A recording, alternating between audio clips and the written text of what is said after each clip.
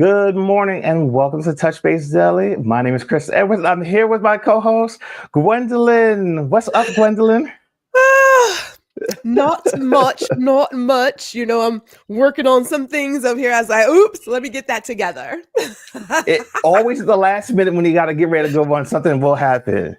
You're like, what was that? Okay, Yeah, I'm, yeah, yeah. I'm good now. I'm here All for the right, so news. okay. So today is Water Cooler Wednesday, and as you guys can see, Mr. Ron Foster is not here, but he is here in spirit, and I know he's on assignment right now. He's doing some big things behind the scenes. Wink, wink. So, Gwendolyn, what's going on? Okay, well, if I must, because I have been for the past few days really engaged with the storm chasers in the Texas Panhandle. And so Okay. I am low key looking at my phone and the radar. But I just got an alert that the storm that's coming today should come behind like around 12 o'clock. So I'm feeling pretty good that maybe it's shifting. Okay. Fingers Okay. are crossed here because that hail and stuff, man. So there won't be any loss of power, hopefully, during this Exactly. I was like, I don't need loss of rebroadcast. power right now. I don't need the loss of power. Yeah, yeah. Okay. So And yourself. it's a big day in the news. But before we even get started, let's say some good mornings and hellos. So at the top spot, our gold person for the day is Mr. Adrian. What's up, Adrian? He says, Woo! I cleared my calendar for this. I am here. He is here today. He's in the building. He's in the back. He's waiting for it to come on to the front stage with the rest of us. Love And it. then we've got Reese. She's in the silver spot. And of course, rounding it up in bronze, we've got Lisa. Good morning, Lisa. How's everybody doing this morning? And then That we've is got awesome. Mimi is in the room as well. Now here's So good the morning. deal. Where is Hannah? Hannah didn't bring in the bagels or the donuts, the coffee. Like, what No, and happened? she's normally here. Listen, I hope Yeah, that Ron not being here scared you off and you're not showing up because Ron's not here. We we're said we good was gonna have a people. show. I like Yeah. bagels and donuts too. I don't do coffee, but I like bagels and donuts too. Listen, I miss a good donut and I miss a New York bagel at that. I miss a Right. good bagel sandwich, especially with my gluten allergy. I can't really just go on the street and pick up a regular bagel, but I still miss my bagels. So let's see Yes. who else is in the room. Um, Jazzy's in the room. Good morning, Jazzy. She says, "Good morning, beautiful people." I hope everyone's able to get outside today, at least here in the Northeast. We're having a beautiful day. I think we're supposed to hit around 77, 80 degrees in the Delaware Valley, maybe even a little bit higher in the New York area, but it is beautiful. I went out this morning around 5:30, did my 4.5 mile walk this morning, got it in. I was going out there. I was probably the only one on the trail. I didn't start seeing people till I was actually coming back. But it's beautiful out. So if you get a chance today, go outside and enjoy this beautiful weather. Because I know we're supposed to be expecting some rain. I think starting tomorrow, running back until Monday. So Now, what get out there. time do you start your walk? Because I have plans tomorrow to get back to my early morning power walking, slight jogging thing. So I have to admit, over the last several months, I've been very lax. I haven't really been doing it. I only got back into doing my runs and my walks maybe about 2 weeks ago. And I have to give full credit to my husband for kind of motivating me and two of my best friends that don't live here. One lives in Florida, the other one lives in England. And we used to do a group thing where we would all 3 to 5 times a week check in and post our stats on what type of exercises we've done. Mhm. And we kind of got back to doing that now. So we actually have a running list. So every day there's a report of what we've done. And we put it out so we see it. But typically it depends. I'm trying to get back to my old habits. So I will probably go out like around 5:30, Yeah. 6 o'clock. And then that gives me, I normally will do an hour and 14 minutes for if I'm doing a walk for 4.5 miles. If I'm doing a run, I'll typically do it in like 30 minutes and come back. And then I've been adding the gym back into my routine. So yeah, Yeah. around that. What about Understood. you? Yeah. Well, January, February, March was different for the entire family. So that kind of went out the door. But with May, like I read this book. I read this book this past weekend by Seth Godin called This Is Strategy. When I get a good weekend book, that talks about the work that we can do and how we are the change, and the work that we put out creates that change, Mm, get rejuvenated. And so the hubs and I decided 2 weeks ago, May 1st, we got to get back to doing our evening walks after dinner. But I was on yes. a morning walk along with the Pilates and rowing. And I get, since we're all kind of going through something right now, we probably didn't want to do our normal something. I'm at a place of it's Q2. We had a lot going on in Q1. Let me settle in, get back to what I do, and Yeah. and just and exercise is great for the mind as well, right? It lets you release a lot of things. In nature, for me, it's so freeing. So Gwendolyn is ready for tomorrow. I got my playlist. I'm gonna get into it. You know what I'm saying? I'm Okay. Okay. trumpet, you know. It's funny. Playlists are really important because I know when I was Yes. running really like religiously, starting back in like 2017, I had a playlist that I ran to every single day. Mhm. And what it was really good for was it helped me keep pace. So when I got Yes. to certain areas, like certain mile markers, I knew I should be on this particular song and in this part of the song. So I Yeah. always knew if my pace was slow or if I'm Mhm. fast. I'm gonna actually get back into that. But Yes. before we move on to the topics of the day and get to the water cooler, let's see who else is in the room. Bryson is here. He says we're just a couple weeks away from the Black Met Gala. Kicks off next Monday. Yes, it does. Mhm, mhm, mhm. Oh, even before that, Bryson says, "What's up, Chris? What's up, Gwendolyn? What's up, everybody? Happy Hump Day!" In the last we in the last month of April, heading over to May, or I think I'm going to say the last day of April, heading into May. Yeah, Yes. definitely. I can't believe how fast this year is going. It feels like we've It been. ain't moving fast enough. That's for damn sure. But yeah, yeah, I don't it's know. I don't know. I, it's it- moving it's only been quickly. what 4 months, but it feels like 10 years under a certain regime that we're living in. To me, at Ooh, least. Lord, Lord bless all me. Yes, yes. Let's see what else. Let's just who else is in the room? We don't have a lot of people in here like we normally do as of right now, but that's okay. Certainly. As the morning goes on, we'll hopefully get more people to jump in. Uh, Good morning, Aya. Is it Aya? Yeah, Aya. Grand Rising, Gwen and Chris and everyone. So let's get to some hot topics, some water cooler topics. So I wanted to talk about first Pope Francis, his funeral. Now, all the world leaders showed up over the weekend for the Pope's funeral.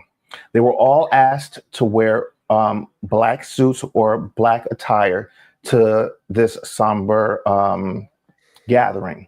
Mhm. And of course, well, we didn't send our best, as the United States doesn't send its best anymore. Mm-mm. Our commander in chief showed up in a blue suit, not black, and he was the only one. And actually, we have some footage that we can play from that event.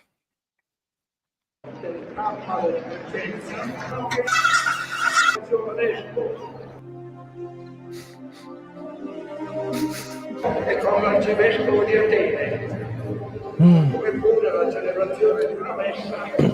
It doesn't get any better than that.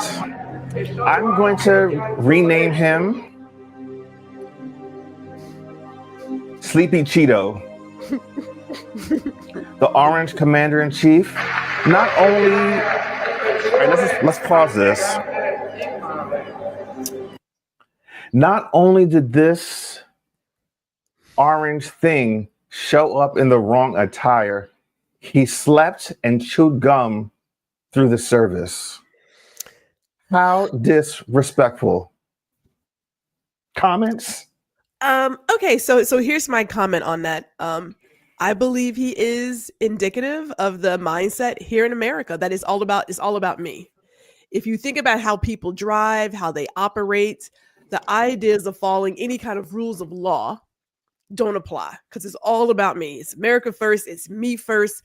It's like, seriously, kid, really? It's not all about you. We work in a large environment, every single one of us. No one gets through this world by themselves. Not Yeah. one. And when you are a guest in somebody's house, you should follow the rules of that person's home. But for this to be a funeral, and people were told beforehand how they want you to dress. Now, I'm in the South. We do a lot of cowboy funerals. So you can come in your t-shirt and your jeans and your boots and your cowboy hat, because that makes sense. We're having a cowboy funeral, right? So come as you are. This was not that service. Yeah. But the fact that you're so old that you've fallen asleep, bliss. Yeah. I mean, they were calling the Biden Sleepy Joe, and I mean, he half the time he wasn't even sleeping. This man was literally caught on camera sleeping. Okay, disgusting. But you know what though? That's par for the course with this guy, this President Tang, as some in the chat refer to him as, which I agree. All right, next topic. So I want to talk about something that was on the Rachel Maddow show last night. And this is indicative of what's going on. We kept saying that, everyone thinks that they're only coming for the immigrants and they're not going to, come for you. Well, people, we've been telling you they're coming for you. And this is a perfect example. I'm just going to read some. Armed federal agents ransacked a home last week of a woman who had just migrated from Maryland. I won't say migrated, moved from Maryland to Oklahoma City, and her husband was going to be following her afterwards. Now she was there with, she moved there with her and her kids. During the middle of the night, U.S. Marshals, ICE, and the FBI broke into their home and ransacked their home, woke them up at gunpoint. Now, let me state this first. She is an American citizen and her children are Americans. They were awoken out of their sleep with guns pointed at them. They said that they were there because they were there for the property. All right. Now, mind you, she had just moved there 2 weeks ago. So someone had lived there previously. It seems like as if that there were issues with the previous tenants. But still, she identified herself, said that she is not the person that's on the mail that's delivered there. They saw that. They walked away. They took all of their electronics, their phones, computers, and they took their cash that she had on hand. That cash was supposed to be used for food, for transportation, gas for her cars, all those things. And you know what? Let's play a little bit of that clip from the Rachel Maddow show from last night. Kind of all you need to know about this president and his character and the character of his leadership and the government that he runs and what he is doing to this country. Just watch this. Managing your maintenance tasks and your maintenance commercials team can be difficult. Always. From the paper mess. New at 10, a family traumatized after armed federal agents busted into their home as they were sleeping and took almost everything they own. Problem is, they were not the people agents were supposed to be looking for. News 4's Spencer Humphrey is here with their frightening ordeal. Spencer, what's going on here? Yeah, well, get this. That family just moved here about 2 weeks ago from out of state. And this is how their life in Oklahoma got started. They say they told federal immigration agents they had the wrong people, but those agents kept treating them like criminals, even though they're all U.S. citizens. Fear. Because I did feel at times I felt I was going to die. So much fear. I kept praying. I said, God, please let me live through this moment. Humiliation. I was a zero. I was nothing. Pure disbelief. I just couldn't understand, how is this happening to us? All just for wanting a fresh start. You come to Oklahoma and you get treated like this. For what? This woman, who we're calling Marissa, and her 3 daughters came to Oklahoma from Maryland looking for a slower, more affordable pace of life. They rented this house in a nice, seemingly safe Northwest Oklahoma City neighborhood. Her husband planned to join them this past weekend, but any semblance they had of comfort went out the window when 20 men armed to the teeth busted through it Thursday morning. I don't know who they were. They had guns. It was dark. All the lights were off. They were federal agents, Marissa says, with the U.S. Marshals, ICE, and the FBI. And I kept asking them, like, who are you? What are you doing here? What's happening? And they said, we have a warrant for the house. They ordered Marissa and her daughters outside into the rain before they could even get dressed. They wanted me to change front of all of them, in between all of them. The thing is, the suspect names on that search warrant were not Marissa's or anyone in her family's. They were, however, names listed on mail still arriving at the house. Former residents, perhaps. We just moved here from Maryland. We're citizens. That's what I keep saying. We're citizens. She says they didn't care. We weren't criminals. Why were they treating us like criminals? We were here by ourselves. That we didn't do anything. The agents ripped apart every square inch of the house, taking their phones, laptops, documents, and their life savings in cash as evidence. Like, I have to feed my children. I'm gonna need gas money. I need to be able to get around. Like, how do you just leave me like this, like an abandoned dog? And when they left, they told her something. I know it was a little rough this morning. It was so denigrating. Like, you do all of this to a family, to women, your fellow citizens, and it was a little rough. You have literally traumatized me and my daughters for life. This family has virtually nothing. And I said, when are we gonna get our stuff back? He was like, it could be days or it could be months. Nothing but questions. Well, what if I would have been armed? What if you're breaking in? What am I supposed to think? My initial thought is we were being robbed. My daughter's female daughter's being kidnapped. Nothing but likely lifelong trauma. We have guns pointed at our faces. Can you just reprogram yourself and see us as humans, as women, a little bit of mercy, and care a little bit about your fellow human mate, about your fellow citizen, like fellow resident. We bleed too. We bleed just like anybody else bleeds.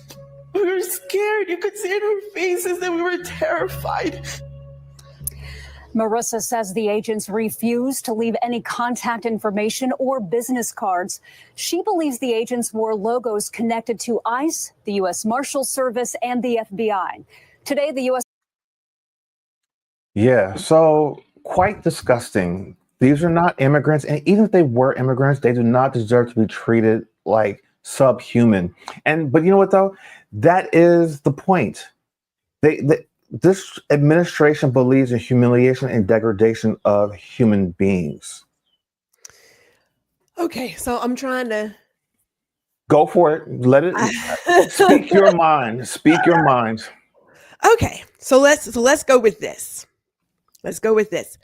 The people who believe in this regime, the people who take these jobs, we know they have some mental problems, you know?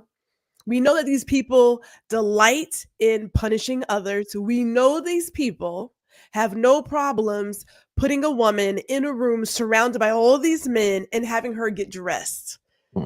Like this is part of it. Because anybody who actually has any sort of moral compass, code, whatever, would say, okay, let you and your daughters get dressed, yada, yada, yada, because you don't have to do stuff this way. But there are people who get into the military because they have a want to shoot somebody. They start with hurting the squirrels. They take somebody's dog. That's how they get started. Then they purposely get into a position that allows them to have power over other people, allows them to do such degrading things, because at the heart of hearts, that's who they are. Yep. That's who they are. You don't have to do stuff like this. Even if you are ordered to, you don't have to do stuff like this. Like you don't. And to make comments, to laugh about it, to leave and do whatever, that's all par for the course. These are the people. But this is America, is it not? This is like typical colonizer behavior. Let me come in, ransack somebody's stuff. Let me do whatever I can do legally to these women, to these kids. But then go about my business. But here's the thing: everything that they did was illegal. Well, I know that. I mean, coming in the middle of the night, you have a warrant, whatever. Okay, do what you need to do. But one, they didn't leave any contact information in regards to how to get in touch with them. Because if this is a lawful act, there should be some type of paper trail in order for these people to get their things back, or to be at least notified what went on, and why it went on, and get some type of reparations for it. That's one. Two, I want to kind of hit back to what you said about them hiring the worst people. A lot of these people that they're hiring are people that have been dismissed as former disgraced police officers or law enforcement, period. Because we've seen in other cases where these officers that have records or have been honorably or unhonorably discharged are being hired by this administration to do these things because they don't have any scruples. They're willing to do whatever just to make a quick buck. But here's the thing. If you can do it to someone else will do it to you eventually one day. Yeah, but you're asking for a lot. Okay, so let's go back to, in my opinion, the base. Colonizer behavior. You had some Europeans coming over here thinking they claimed and found something. Just stole intelligence, stole brilliance, stole land. Like, that's what they do. And then you get in your head that this belongs to me. I have every right to do this. I have every right. So you end up with people with like a garbage mentality, but for them, having that badge, having that backing gives them the license to do ugly things. And then you have a justice system that's kind of like, well, I get they had the wrong address, but they didn't know because they're there for this. And let's just check it. She thought somebody was breaking in. Now, we want to bring up Breonna Taylor because if you come into somebody's house in the South, there's a very good chance they got a gun. Yep. So why would I not grab my gun? Because I'm thinking that I'm getting robbed. Someone's doing some sort of something. So why wouldn't I try to defend my household and my kids? And the next thing you know, she's dead. They're like, oh, it's wrong house, and she shot at us, and so now if she doesn't die, we arrest her for attempted murder. It's so ridiculous, but the system was built that way. Yep. It wasn't built to protect people who look like me. Nope. Absolutely. I agree with you 100%. And I mean, this is just one story that's highlighted. And the one thing that I'd like to point out that Rachel put a focus on is that a lot of these stories are being told because local news are the ones telling the stories. And then they're being picked up by national broadcasts.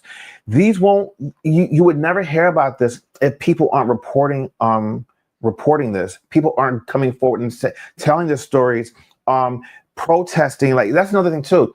All the protests that we're seeing, they're being covered by local news affiliates, and then the larger broadcast networks are picking them up and showing them. And this is one of the reasons why Trump and his administration are backpedaling and taking back a lot of the things that they're trying to do that are harmful to people because of all the protests. I don't think they anticipated people coming out every weekend and protesting. They thought, all right, they'll protest 1 or 2 times, but they did not anticipate the backlash that they're getting now. And what I actually like about it is it's not even us that's protesting, it's them.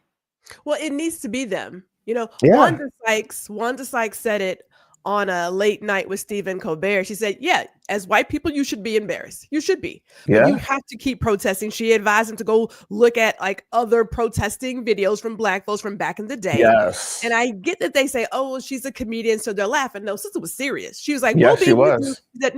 We will be liking and resharing your posts. All right, that's the work we're going to do because we're not getting back out there again. As she mentioned, we are learning the new line dance. We're getting like our fans, our boots and whatnot. We are done for a little bit. Listen, she's been on this media tour where she's been saying this everywhere because she was on The View, I think, like either this week or last week, and she was on some other talk show saying the exact same thing. So, I mean, we just need to kind of sit back. We have our form of protest, but we're not going to be out in these streets doing the work that we've been doing in the past. And then on top of it, we've talked about it here, all these protests have been the same type of protests that we've been doing, peaceful. But the one thing that's different is you don't see the cops being called on these people. May I just have a quick little moment for word choice, code language. I was telling Ron yesterday, I absolutely hate when people say, well, if they would just comply. That's the most racist shit that you can ever say to somebody. Because what you're asking me to do as a person with the melanin is if I would just assimilate, if I would just relax my hair, be an easier Negro to be around, if I would just be more professional, if I would just cease to exist, Yep. That's the way the good Lord made me. We will never do that. That is a no. That is all the no's. Right? I hear It's you. not about compliance. Right? I hear you. I'm loving all the comments that are in the chat. Brian, yeah, 60 Minutes, Paramount is about to be bending them knees. Yes. Here's the thing. Paramount is in the middle of a merger, and of course, CBS News is under that umbrella. So that's where you're starting to see like the 60 Minute producer, longtime producer of that program, just resigned, I believe it was last week, because he said that he is not going to allow this administration to dictate how he runs that program. This is a well-established and recognized program, and I don't blame him. You know, you're seeing a lot of people resigning and quitting their jobs because they refuse to bow down to this person who thinks that they are a king, which he is not. Yeah, I have to wonder if the resigning is the right way. Sometimes I feel like you may need to stand the course, because if you don't do it, someone else will do it, right? So, I mean, like, everyone has to do what's right for them. I get it, which is why I go back to Wanda saying, she's like, yeah, you guys are out there and you're doing shit, but you need to amp up your protest. That's real. It's peaceful because we're not there. The moment we're there, then it becomes, you know, you're argumentative, you got an attitude and all this, and you're rioting. Our sheer presence is a riot. We stay in a calm state of rage. You know what I mean? So I get that he resigned, but I feel as if sometimes you need to like create a ruckus. You resigning means they'll find some other lackey to run on in there and do whatever. Okay, so you resign, and now what you gonna do? Like what's the next move? Right. I think that is the fair. When you resign that position, you open the door for them to put someone that they want in there. But then also it's like the question is, well, how do you stick around and just be beat down by that system, or, you know, be run over by it? So I get where you're coming from, though. Well, these are more professional people, you know what I'm saying, who haven't, and let me, you know, I shouldn't assume it, but I don't mind being the ass today. These are professional people who probably have not had to fight for a lot of stuff. Well, right? that's true, too. Because if you're in the right camp, things just kind of work for you. And so now you're at a place where I don't understand when people don't have morals and this is wrong. You're going to have to get all your buddies and be like us at the water cooler, having like conversations about what y'all about to do in here. That's what you have to do. Yeah. But, all right. So with that being said, let's just switch gears a little bit. I want to talk about, we just passed the 100-day mark, and Agent Orange just did an interview with Terry Moran from ABC News yesterday that aired. And I have to say, I felt as though, I'm just going to read what I wrote. He doesn't understand the law that he's supposed to govern. He's disrespectful and unintelligent. And I think that interview just completely highlighted everything that we've always been saying about this person. He doesn't know how to answer direct questions. He's always going to try to, I'm not even going to say pivot, just change the subject completely and make it about something it's not. You know, I think Terry did a okay interview. I think that he could have pushed him harder, followed up with some more questions, more in-depth questions, but it was, I'll just say, okay. Him, the orange agent, I have no words. So I'm just going to give it to you. What are your thoughts on that? I believe saying okay is very gracious. It's nice. At what point as a journalist do you just call someone out on the BS? Because like at a some liar. point you have to say, like, I get he's the current sitting president. So there is a way to respectfully tell somebody those are lies. And it's going to be really hard to have this conversation, this interview, if we continue doing lies. Or you just spend the whole entire interview debating him, saying, okay, well, according to my numbers, this, and this was the economy. According to this, and that. The moment he finally did it, he was like, well, that's not being very nice. We ain't here to be nice. Right. At what point do these journalists stop saying, like, I can't, see, I like, why not just walk out? You know what? Clearly you got something to say. I'm gonna go ahead and walk out and let you have this moment by yourself. Well, that's the thing. Like, and I could not be a respected journalist because it would have went completely left from the very beginning. Here's the thing. We all know that he's a liar. I believe that they should be saying that you are lying, you are a liar. But the problem is that it's so hard to get into that room to even get him on camera to have a conversation. The fact that he's there, he's able to ask these questions. He has to walk that fine line, that tightrope, to be able to say, all right, I'm going to let you answer these questions. But then the problem that I'm having is they're not fact checking him in the moment and calling him out and saying you are lying. Go ahead. What were you going to say? So looking at the comments. You're muted.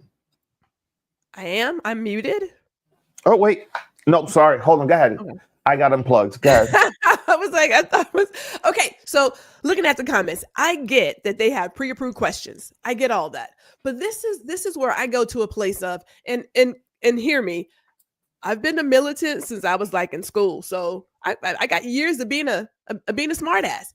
This is where you may say, this may be my moment.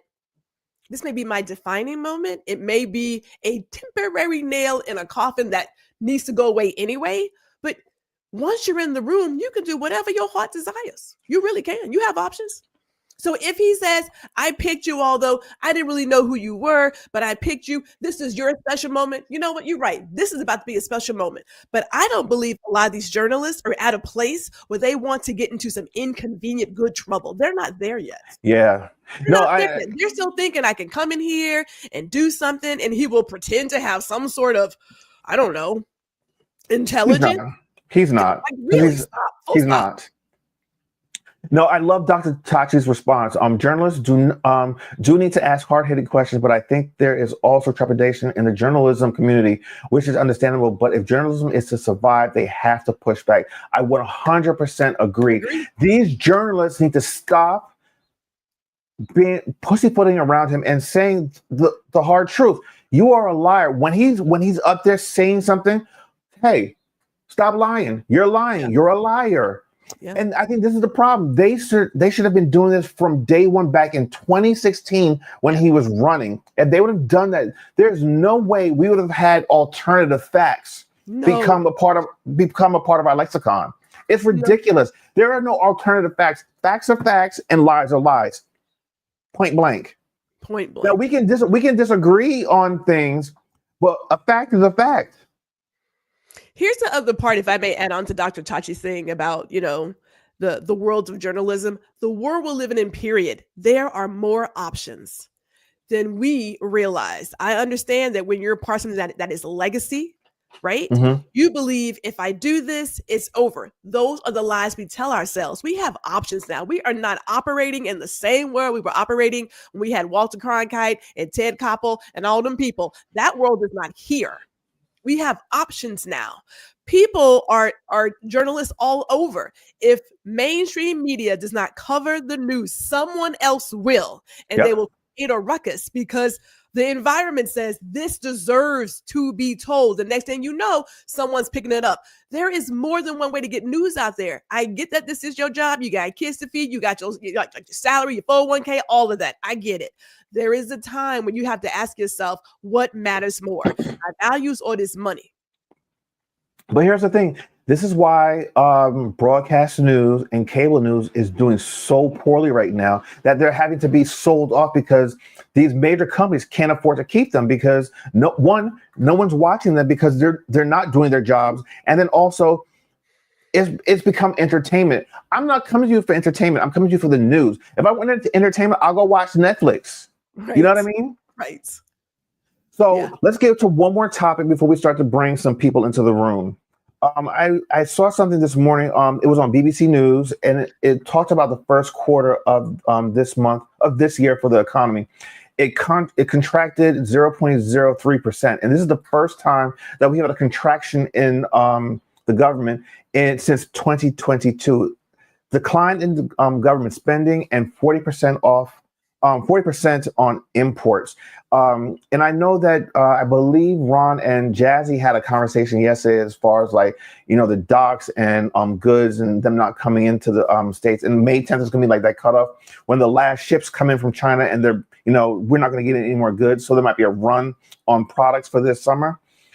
This is clearly stating that, the Dow is down. The Dow has been down ever since he came back into office. The stock market has had his worst quarter in since what 2008, I believe, when we had the big crash back then. And then with all the tariffs, people are starting now to feel the effects of it.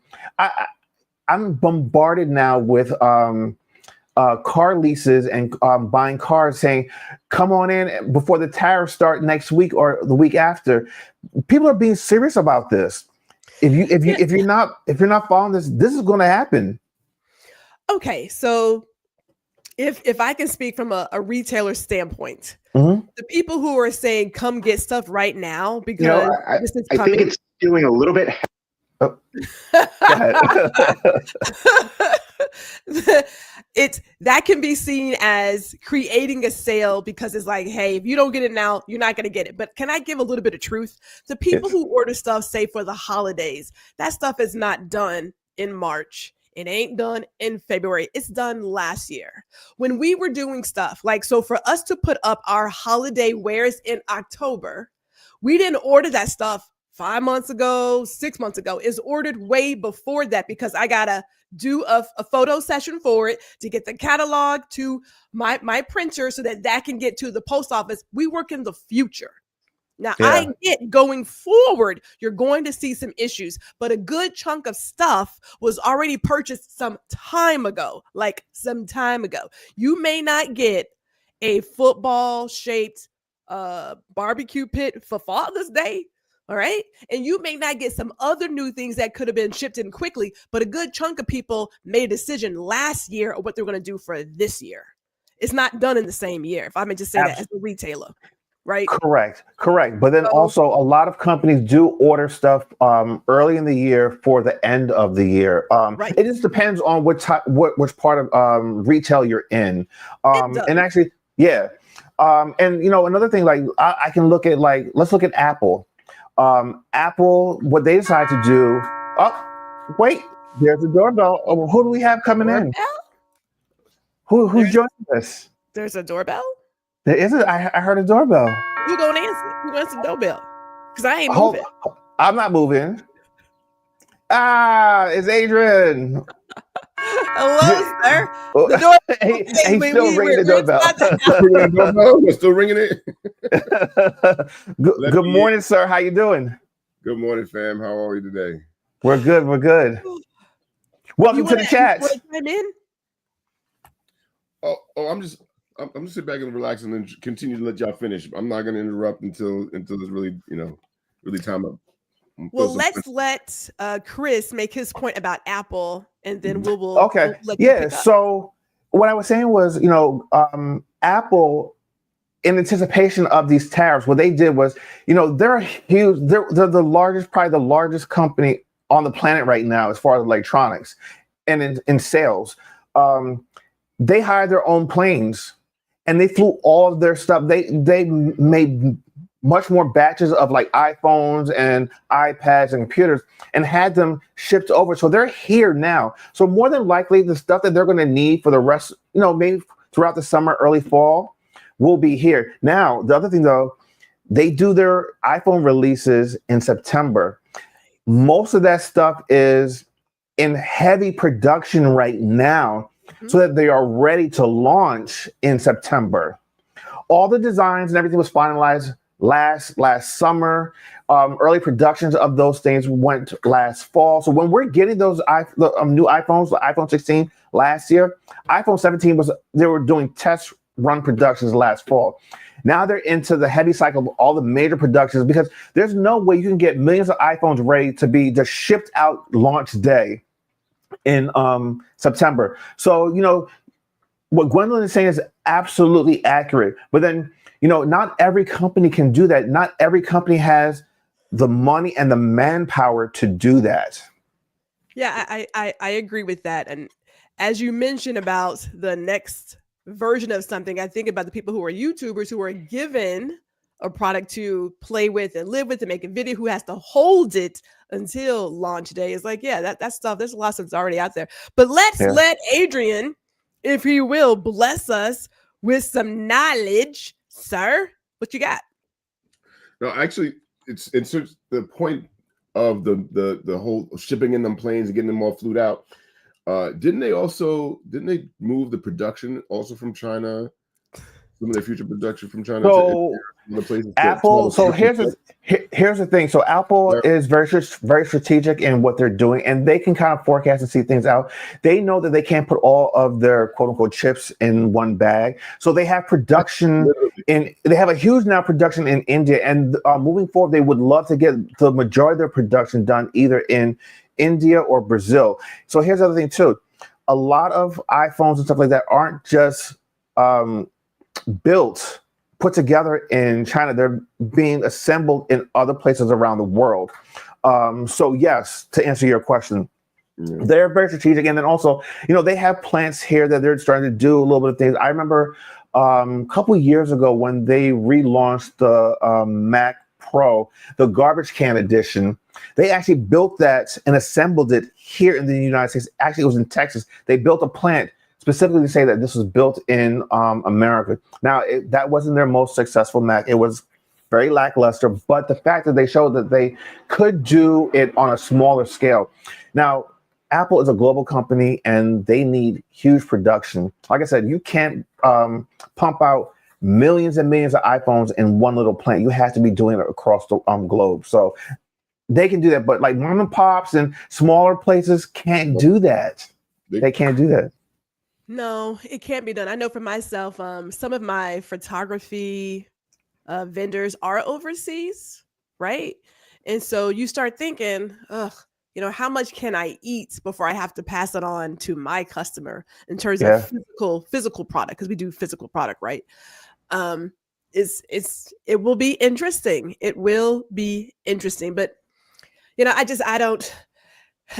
But it's not just the small businesses. It's so hard to put like our foot on base here, only because I'm thinking like, yes, you want to have a great season for the latest, greatest tech device, but people are trying to decide, do I get that or do I get these eggs? Yeah. You know what I'm saying? Like, you haven't built your hen pen yet? You know what? Let me tell you, I looked at it. Now, when I was a kid, my daddy gave us chickens. I had a rooster. His name was Louie. We used to call him Lulu. But at a certain point, the chicken has to go and cross the rainbow bridge. I'm not big on helping animals cross the rainbow bridge, so I don't have any chickens. So here's something. Even if you're not raising chickens, one of the things you can do, and I think we've talked about this on this platform before, is create your own little garden. If you have a house or if you have a home, have a garden in the backyard. Like I remember growing up at my mom's house, till this day, my mom still does a garden every summer. So, throughout the summer, we're always getting, fresh produce, and it goes into the fall. I mean, they grow beans, cucumbers, peppers, basil, mint, oregano, like all that stuff. And we're in the process of getting ready to move, and we're gonna have a little bit more space, and I'm gonna actually start to grow some produce. Like I want to grow some spices, and then also some tomatoes. Like that's something that I grew up knowing how to do, but then also just knowing where we are in today's society, we might have to depend more on that. I have an arrow garden. I was going to ask, do you all actually do a lot of your cooking at home? Because I think there used to be like cooking at home is so much cheaper than eating out. But absolutely. But I think that it's moved. I think the line has moved. Well, a lot of people order, they DoorDash, they do all those things. But here's the thing. It also, I believe, depends on how you were raised. My parents always cooked Sunday through Thursday. Everyone knew Friday, you fend for yourself. The stove don't turn on Friday, so you can go do whatever you want to do. If there's leftovers, you want to go get Chinese food, that's how you do it. But Sunday through Thursday, we had hot meals, home cooked meals. Sunday meals were starting to get prepared from Friday evening. Okay, that's how Sunday dinners was, and even here. Yes, and you got, especially if you're making rice and peas, you got to make those beans soak overnight for 24 hours at least. So, in my household, my husband is the main cook, but we both cook. So we cook about 5 days out of the week, and sometimes what we try to do, we'll cook, enough that we can have throughout the week, so we're not having to do it because our schedule is a little bit crazy sometimes.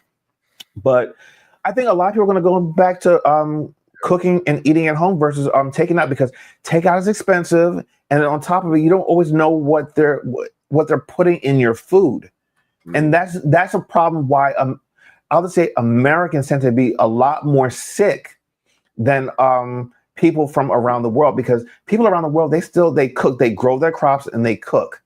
Americans, we do not. We're all about the fast food. Everything's fast. You know, McDonald's, Chick-fil-A. I mean, I can't tell you how many new Chick-fil-A's that we have around here. I'm not a Chick-fil-A fan.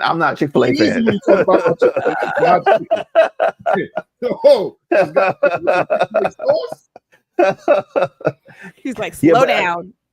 But like, we're all about fast foods. I mean, do you guys cook? I cook. I cook. And I cook to create leftovers. It's just two of us. The husband, if it's his turn to do something, he would go find a meal. He would go out and bring in a meal and do something. Gwendolyn cooks, right? So when I went to the grocery store about maybe some months ago, 2 or so months ago, I wanted a gallon of orange juice. And I was like, we're not doing $8. That's a no. But because I'm from a different era, I know there is orange juice frozen concentrate. Yes. And Gwendolyn got her concentrate. I got a pitcher, and I make my orange juice once a week. Because I'm not paying for that. It's convenience. I get it's convenient, but I'm not paying that. I believe in concentrate, people. Concentrate in 3 cans of water. I am good. my mom still does. Like, we grew up on the concentrate, and my mom will still do it. But she doesn't even need to do the pitcher. She'll just have that in the freezer. If you come out, get a couple of spoonfuls, put it in, make a small. I never thought about that. Oh, that's interesting. It's frozen, so you can do it on demand. We do like HelloFresh boxes where they send you, like it, and for me it works out because they're giving you everything that you need. And right. We blackify it. You know what I'm saying? We got to add all yes. They don't give you enough of that. And you know, hopefully there's enough for leftovers, but the leftovers are typically lunch the next day. So it's probably half and half. Yeah, I think that this summer you're going to see a lot of people going back to home cooking, and especially now that it's warmer, grilling, that type of stuff. Yeah. Because no one's sure about what's going on. Like, from day to day, you don't know what's going on with this country. So back to basics, as my mother would say. You were making the point about the tariffs and stuff earlier, and how it impacts smaller businesses. But you see how they were fighting Amazon about putting on those tariff prices. I'm glad you brought that up, because it's on the list. And let's talk about it right now. You know, so yesterday I believe Ron was talking about he mentioned it yesterday about how Amazon was going to be putting on their website the price that they were originally selling for, and then the tariff price. Right. From what I understand, the White House called Jeff Bezos and had a conversation with him, and now he has retreated from that and saying that, that was a mistake. So let's see what happens. But let's be clear. If you go on Amazon right now and you look up a product and it is one price, and then you go back the next day and that price triples in price, you know what that is from. That is from a tariff. That has nothing to do with inflation or whatever, because we've been going through inflation for the last couple of years, and we don't see price increases that dramatic. You see a couple, maybe a couple cents here and there, and maybe $1 or so, but you're not seeing like 3 times the price for something. So we know where that's coming from. And what bothers me is the fact that you can call a company and say, I don't want you to do that because it's going to make me look bad, and then you cow down to them. No, you do not decide my bottom line. You are a business. You're a publicly traded company. You don't listen to him. Exactly. Price transparency. Who would have ever thought that price transparency would be a hostile political act? Exactly. Like, seriously? And ridiculous. Like, when did that happen? And the fact that, so if you think about the people who sat in the conference room, had a conversation, yada, yada, yada, made a decision. Because someone like him should not be in the day-to-day. Absolutely. So you get your friends and be like, say, man, I'm trying to do some things, and you out here doing stuff and it ain't working. And then it becomes, you need to go back and like fix that. Like, so should I not keep my job? Like, didn't you hire me to make really good decisions for our customers? Yeah. Should they not be aware? Like, is that not customer first? I mean, I just want to know. Yeah. Foolishness. But I don't get why they are so quick to turn tail. I don't get it. He is one guy who But like if you give him 5 minutes, he'd probably be asleep. He's one Like, what petty is the guy. deal? Like, he got he's something on weak. YouTube. Like, that's what I don't understand. Like, all right, bullies are always weak, and he is the weakest of all the bullies in the world. And his stock is not high. His stock, like, if you let's take Target as an example, because I made a point on someone else's post that diversity, equity, and inclusion will always be good for business. Has always been good for business. And if you take into account who really runs the household, that's women. Women. 100%. People come to our house all the time. My husband like, look, you gotta talk to her. Because I'm gonna run you some numbers. I'm gonna get all the things. And if I don't like the way it looks, it's not coming in here. So I don't care what he does. He even says it. You gotta talk to her. If you don't get her, we're not doing anything. Women run that. So you decide, because I guess you figure this guy's stock is high, allegedly. You decide, well, I'm going to not do anything with diversity. I'm going to exclude people. I'm gonna make them feel like whatever. And then you wonder why your numbers are down. That's stupid. I thought y'all was about business. Clearly not. Clearly not about business. And you don't know your customer, but okay, whatever.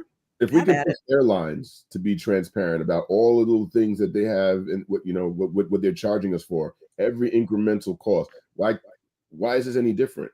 Just different because you're the one that's causing it, and it's counter to what you're trying to portray in any form of media, that this is not it's not Trump's tariffs that are costing us more because he's promising that it was going to be the nations that he's tariff. No, we all knew that to be lies, and he keeps spouting. And you know what it is? As the louder your lie becomes, you think it's going to become the truth, and it's just not. Right. I want to take a little sidetrack for a quick second, because you said something about airlines, and I wanted to make mention of it because it's in the news right now. It was on Rachel Maddow's show, and it's something local to here because I live about 5 minutes from Wilmington Airport, and there's a company called Avelo. It's a low budget startup airlines. Kind of like how they're trying to start like how JetBlue started. They're based out of Connecticut, I believe it is, or Massachusetts. Yeah, I think it's Connecticut. But anyway, so there's young startup. They started about a couple of years ago, but within the last year and a half ago, they started flying out of Wilmington, which is like right here. Like there are a couple planes that take off daily. They go to like places like Charlotte, Florida, and a few other places. And they just signed a contract with the U.S. government to have deportees on their planes. And now people are protesting because they are a startup company that is trying to trust the flying public to fly with them, but yet and still you go and sign a contract with the government to use your planes to deport people. And they're not even deporting quote unquote illegal aliens. And I hate when people say this because as a U.S. citizen, you cannot be deported because you are a U.S. citizen. All right. Moving people and bringing them to El Salvador and Venezuela. That's trafficking. It is. It's kidnapping and it's trafficking. That's exactly what it is. But, this is what companies are doing. Like, it makes no sense. So you are going to compromise the integrity of your organization off the jump. I mean, desperate people do desperate things. And, I just don't, if they just weren't being successful, but understand they weren't the room and what's your target audience? If your target audience are sort of like private jets, exactly. They're like I said, they're like a JetBlue, and what they're trying to do is they're a low budget airlines, and they're trying to get people to give and trust people to say, hey, come fly with us. We're very low budget. We don't charge a lot, and we get you to these destinations. They don't have a lot of locales that they go to, but you're trying to start this business, and you're saying that the business is not doing as well, so we need to take this contract. Well, then, you know what? Just take the contract, because now people do not want to fly with you. They're protesting up and down at the airports wherever they are located, because they're even protesting here in Wilmington. But I digress. I want to go kind of get back towards like the Amazon and to even talk. Go ahead, Gwendolyn. Go ahead before we move on. Move church finger. Move church finger. Come on. Come down to the So altar. I'm looking at my bookshelf over here, and I'm looking at all of these business leadership books, right? Like Growth ID, Captivate, Peak, Get Different, and every single one of them talks about making sure that your company is rooted in your value, and that if you can get super fans, customers that will promote you without money, without being given anything free, because they believe in what you stand for. I don't understand why somebody in somebody's boardroom somewhere, conference room, is saying, Saint man, looks like we may get a couple of dollars by kidnapping U.S. citizens. I believe this may help us get over the line and go from like the red to the black. Why would you do that? Like at what point do you realize that money is not going to help you when you do stuff that is just morally corrupt? It's like, are you Dirty insane? money. Like, have Dirty y'all not money. had any? I'm looking at all these books. What? Clearly, people don't read books anymore. We don't believe in leadership. We don't believe in standing for anything as a company. We don't believe in being 10 toes down. Or maybe they've seen and read the history of companies that like Barclays or any of these organizations that have built themselves on the backs of slaves and on the backs of corruption, and their success has led people to forget about it.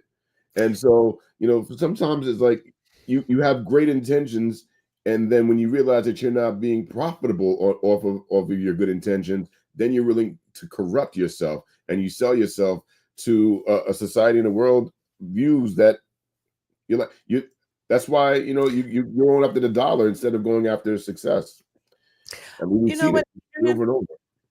I was telling your father, I have this huge book of ideas. Like, I literally keep podcast ideas in my head, and I've been sitting on this one idea for a while because I'm still working through it. And the question is, how much is enough? How much is enough? If we all look at how we live our lives, like I look in this room and there's a lot of shit in this room.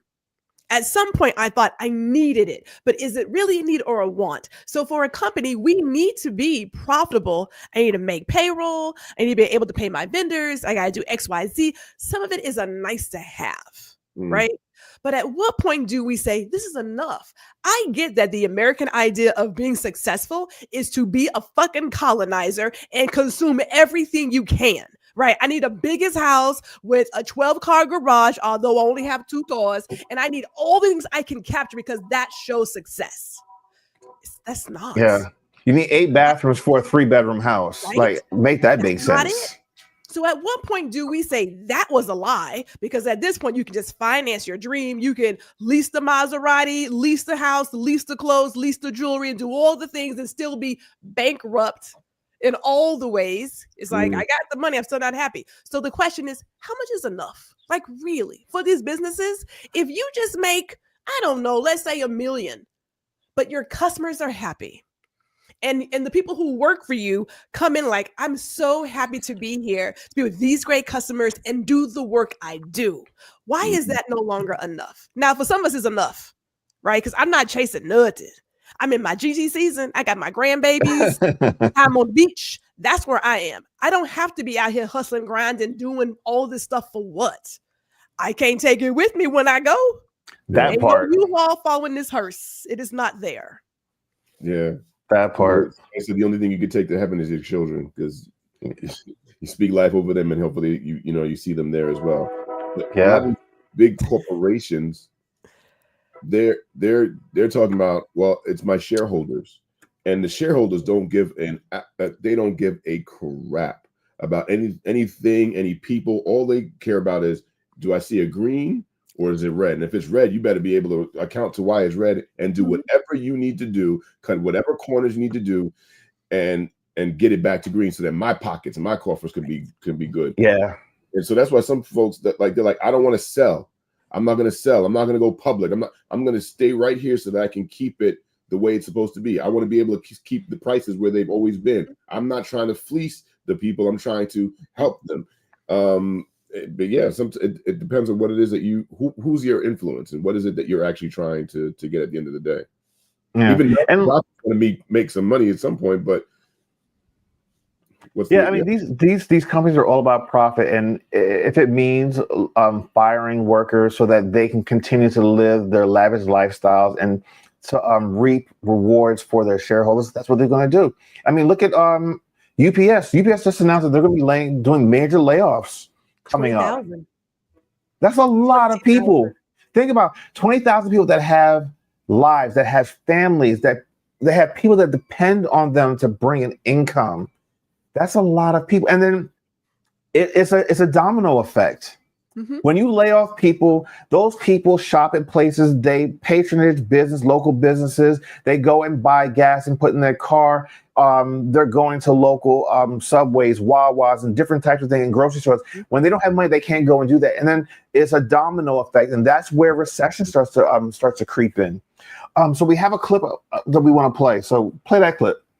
Now we're going to turn to UPS announcing layoffs for 20,000 workers and the closing of some facilities. Rebecca Jarvis is back with the big picture. Good morning again, Rebecca. Yeah, nice to see you, Michael. And these are big job cuts coming to UPS. The company announcing that they will lay off those 20,000 workers and close a number of facilities as it dramatically reduces shipments of Amazon packages, something that's been in the works for quite some time. Like so many companies recently, though, UPS also saying it won't be able to forecast future guidance given the current macroeconomic uncertainty with tariffs. Railroad companies, trucking, airline, and shipping companies have all felt significant slowdowns recently, with U.S. companies effectively sitting on their hands waiting to see how long and how impactful President Trump's tariffs will be on their businesses. Shippers experienced this surge in traffic early in the year as U.S. businesses raced to get ahead of the tariffs and stockpile merchandise and supplies. And now we have this ongoing uncertainty. The more of it that we see, the longer it lasts, the more concerned economists are that it will lead to further job cuts at all sorts of companies, Robin. Okay. So they brought out a point that was really important. And you hear a lot of companies now, because we're in earnings seasons where they're reporting their earnings for the last quarter. A lot of these companies are forecasting their projections for growth and profits moving forward. And when you can't do that, you can't dictate how the market's going to go. People are not going to invest. Mm-hmm. And when people don't invest, you start laying people off. Right.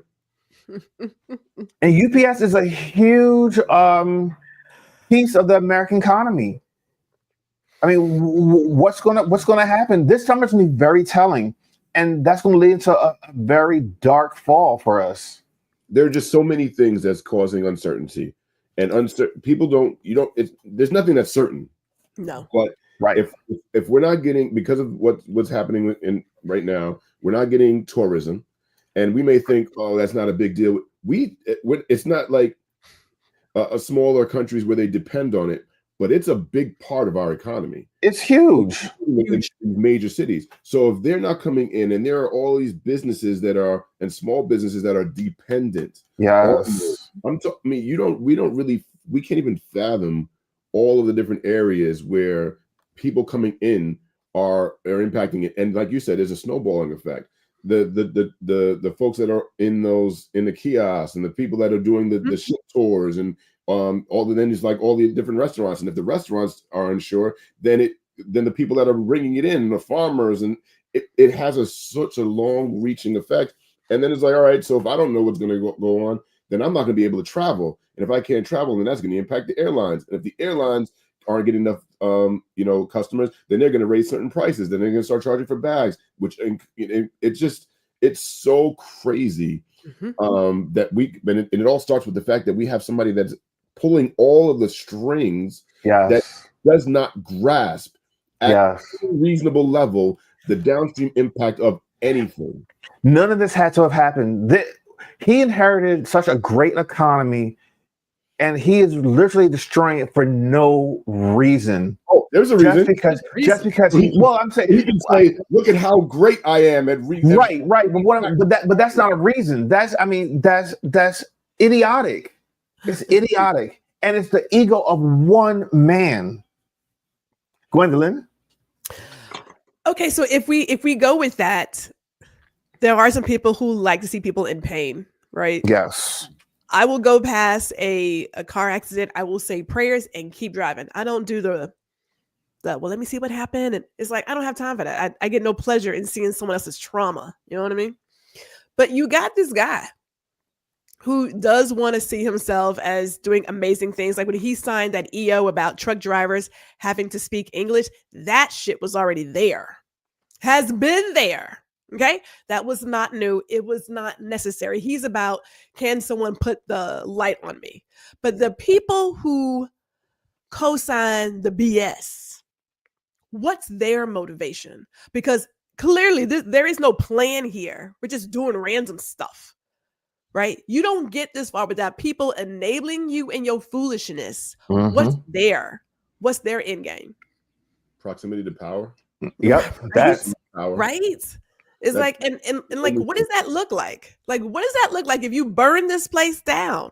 What does it really look like? I just want to know, because they assume because of the complacency, well, clearly he must be popular, but he only won by like 1 or some percent. And all the other folks who didn't bother to do anything. So you thought, oh, we really got it. And now you realize you never had it. You got people out here looking to probably like tar and feather their representative at some point. They're like, this ain't working. This is not. It's getting there. Yeah, it's like at what point do you realize you don't have the people, and this idea is not gonna work out for you. Like, grow some cojones, get it together. But I don't. Hey. So Bryson, I think it was that had the pick that had mentioned about Saquon and the Eagles when they went to the White House. I do want to go back to that. Go ahead. Because first off, kudos to all of the Eagles that decided they had other things that were more important to do than to go. And scheduling conflicts. I do find it interesting that none, at least not based on what I've seen or read, not one white Eagle player decided to support the other black players that said, this is not a place for me to be. Mm-hmm. And then you've got Saquon, who has that platform, the ability to say, I stand for something and I'm not going to. But again, like I said with my friends, I put him in the Tiger Woods kind of category, where you're an incredible athlete, but you're not, not all skin folk are kinfolk. He's not kinfolk. That part. Mm-hmm. That part. That just made it clear to me. Mm-hmm. Well, I think people will show you the true colors when they get an opportunity to, and he pretty much did. Speechless. I don't get it. That ridiculous comment of, well, he's in the office and I'm respecting that. Ain't nobody. That's not it. That's the whole deal of you gotta decide at some point, when do you say this is not right? And I get that you have your wife, and that's great. And you got your child who will still be seen as black. Understand that too. Be clear. This is your moment to say, we are not going to do this because of X, Y, and Z. But you want to go there and shuck and jive and get your proximity. You go ahead. That's fine. Like he has that right. He can do whatever he wants to do. That's all. Here is the issue and the quandrum that I'm finding myself in, because I remember when they first won, the Eagles organization said that they will not be visiting the White House. When did that change? Like, I don't understand when that changed. They put it out as an organization saying that they will not be visiting the White House this year. And then all of a sudden it's like, well, now we're going. It's in my opinion, it just feels as if somebody somewhere, a fellow teammate, said, hey, I would like to go. Just because he don't want to go doesn't mean that I don't want to go. They probably had a conversation, and those who said A took themselves, and those who are like, hey, happy trails, kid. But here's the deal, if I may, for Jalen and for those who decided not to go, this is that moment that some of us had last year when we recognized the people who were in our closest circle that we see every day has some questionable whatever. They have every right to feel the way they feel, to believe that what they want to believe. I get it. But then I look at you and say, if you had the choice, I'd be on your plantation. If you had the choice, like if it comes down to me getting snatched up and put on a plane, you wouldn't lift a finger. You wouldn't even fight for me. Yeah. And you got to ask yourself, like, how are we working together? How are we? But these are professional relationships. We ain't got to be buddy. I got to go out here, get this money, and take it on home. Yeah, there you go. Yeah, but that's the difference between people that you're willing to work with and people that you're willing to partner yourself with. Yes. Because when we talk about, sorry, I got to throw a little something biblical in here, but like to be unequally yoked isn't just about marriage. It's about any relationship that you put yourself in. If you two can't agree and move forward, then there's going to be some puzzle. Oh, well, I think we should be doing this. You're not aligned. If there's no alignment, clarity, and you can't move forward in the same direction. So absolutely cut off. I'm better on my own. Oh, wait. The doorbell. Are we expecting more guests? That wasn't me. I didn't hit it this time. Hello. Is that my Uber Eats? Look who it is. You're muted, sir. You're muted. We can't hear you. He's like, oh. Here we go. Hello, y'all. Hello, and welcome to Touch Base Daily. How are you? Oh, so good to be here. Surprise, surprise, surprise. Yes. So anyway, I was doing the production behind the scenes today, and not bad, right? Not bad. But I think it was really good. Really good. Rock. You guys carried the show like a pro. Well, we had a good leader. Yeah. And before we move on, there are two topics that Gwendolyn has that I want her to touch on. So Gwendolyn, get into it. Okay, well, really quick, and I'll leave it as people can go and investigate, and we can talk more about it later because it's one of those topics. But the Texas Senate, they have passed a bill, it's passed in the Senate, that they are going to shut down ways to get abortion pills in this state. It does carry a penalty of $100,000, pardon me, and that does include judges, right? So if you have somebody who is manufacturing, doing any kind of distribution, if you can be charged with helping a woman have an abortion, or if you are a law firm and you want to represent someone, this is meant to deter them from taking those kinds of cases because you will be charged with all the legal fees for both sides. And there was a point where a person said, hey, does this mean that you're going to add an amendment that a woman cannot be charged criminally if this happened? And he decided to not add that amendment. So we'll be watching this. They keep talking about protecting women, protecting children. Ain't nobody buying that brand. I have a question. Does that mean that if someone is shipping those pills from out of state to someone in the state, that they can be prosecuted? Yes. The moment that we made the dumb laws that we made here to protect women, a number of women have been seeking mail order options to get that medicine in. And people forget. No, not people. These white men forget. Since they don't have a uterus and they don't go through all these things, there are things that have to be done that need that medication to complete a miscarriage. But because you're so ignorant and you don't know about anything, you just feel like I'm in my right to play all the roles and tell you, woman, I'm protecting you, so I'm going to stop you from doing what needs to be done to save you and the baby. That's what that is. Well, they don't care. Wow. Well, anyways, y'all have carried an amazing show. I was watching people in Instagram and all other places, and I was like, look at these folks. Great topics, great shares. And this is where we are. I love what y'all were talking about with the pushback when it came to the interview last night. That was like, I almost went to TikTok and did one of my rages, but I said, no, don't do it.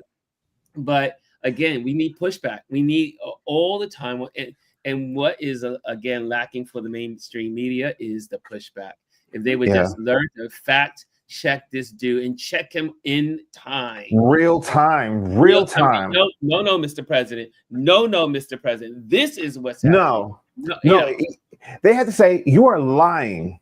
People just start saying, you're a liar. You are a liar. You're a liar. You're a liar. You're a liar. That doesn't even stop him. You saw it in that same interview. Oh, yeah, it does.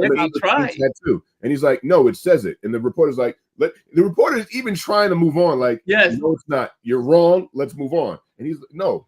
He's got the tattoos, Mr. President. Let's move on. It was Photoshop. Yes. Let's agree to disagree, he said. And then remember back. And then he asked him, "Why won't you just say that this is like, yeah, I'm not doing it." It's not, yeah, I'm not saying because it's wrong. It's a lie. Yeah. So anyway, Why don't but you I'm gonna say have the to. sky I'm is gonna, purple? you guys, I was like, yeah, baby, you guys can do this stuff. I just love it. I just With love good it. stuff behind the And scenes. Mr. Adrian was on here today. Yes. Dropping knowledge. I really thought Adrian was going to give us more numbers and information when it came to the stock market and the money and all that stuff, because he has great insight of Wall Street and the stocks and the bonds and the downrated consumer. He knows all this stuff. I was like, son, why are you talking? I could have gotten into the details, but it's just scary.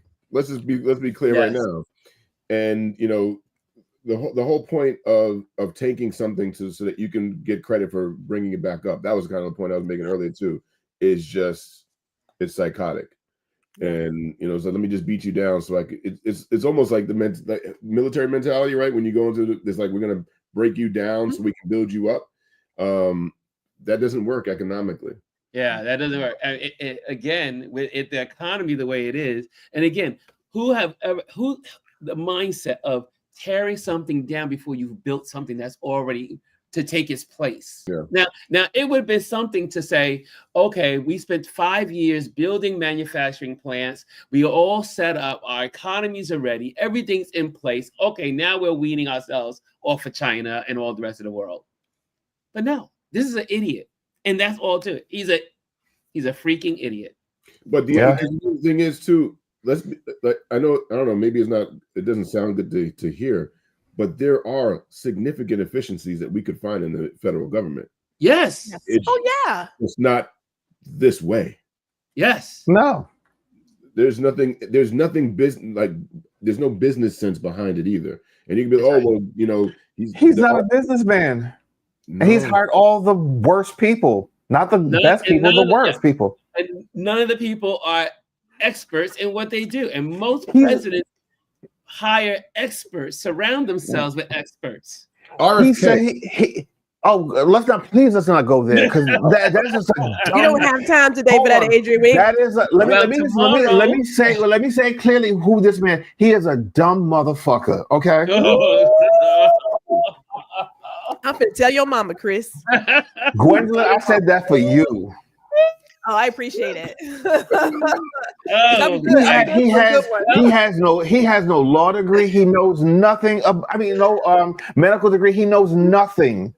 But yet he's making decisions that will affect us and will kill us. And will kill us. Yes. Yes, indeed. Well, Chris, you got the last word. I don't think anyone can have any words stronger than what you just had. Look, sometimes you have to tell the truth. You gotta tell the truth. So guys, tomorrow we have our Trend Watch Thursday. You probably say, why is Ron here? My photo shoot today with Forbes was they changed at the last minute, so it may be next week. So I'll be doing it. So I had a postponement. So I ended up staying here, but I do have another photo shoot this evening at the Empire State Building. So I'll be busy, but it's a busy day here in my world. But I did use the opportunity to clean up the house and get things ready. Adrian, you and I have to talk about some things and get some things for you. And but guys, thank you so much. And tomorrow again, we'll have our Touch Base Daily Trend Watch, which is all about the headlines anyway. So we'll be here. Chris and I will be leading that tomorrow. And yeah, that's it. And I'm getting ready to meet my broker because I guess he has a potential buyer before the house is on the market. So that's another whole story. So things are moving on. Oh, hey, where's my fireworks? There we go. Yeah. Oh, Ron got it. Oh, Adrian's struggling today. Adrian's struggling. He's struggling over there. And I see here's 9. I'm looking at the comments in the box here. Okay, all you guys, awesome. So guys, thank you so much for joining us today. Oh, I didn't start the show. So Chris, you guys, take it away. Well, thank you guys for joining us today. We hope that you enjoyed the show, and we'll see you tomorrow on Touch Base Daily. Goodbye, everybody. Hello, and thank you for joining us today. Make sure you hit the like, the subscribe, and leave a comment on this video. I would love to hear from you. Thank you again. Until I see you next time.